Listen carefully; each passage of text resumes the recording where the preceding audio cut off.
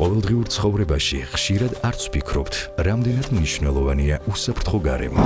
თუმცა ბოლო წლებში ბუნებრივი საფრთხეები სულ უფრო ხშირად გვახსენებს თავს. წყალდიდობა, მეწყერი, ღვარცოფი, ზვავი, სეტყვა, ძლიერი ქარი, გვალვა.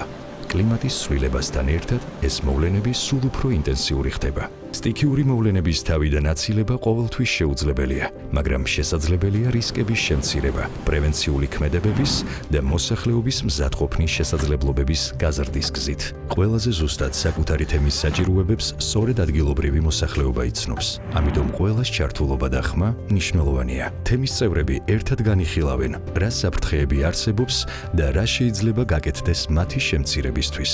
ძლიერი წვიმის დროს დახშულმა სანიაღვრე არხმა ან დაბინძურებულმა კალაპოტმა შეიძლება წყლის ადიდება გამოიწვიოს.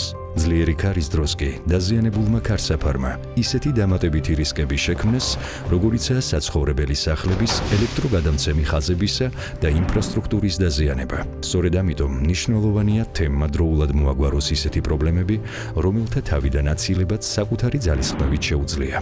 როცა ადამიანები ერთად მოქმედებენ, რისკებიც მცირდება. მნიშვნელოვანია გადაწყვეტილებები სპეციალისტების რეკომენდაციებს ეფუძნებოდეს. ადგილობრივი ცოდნა და პროფესიული გამოცდილება ერთად უფრო ეფექტიან შედეგს ქმნის. ზოგჯერ ერთი მარტივი ქმედებაც კი საკმარისია დროული ინფორმირებისთვის და რისკის შესამცირებლად. შედეგი ერთობლივი ძალისხმევით მიიღწევა. იცოდე, მოემზადე, იმოქმედე უსაფრთხო მომავალი რისკების ცოდნით. მზადყოფნით და პრევენციით იწყება.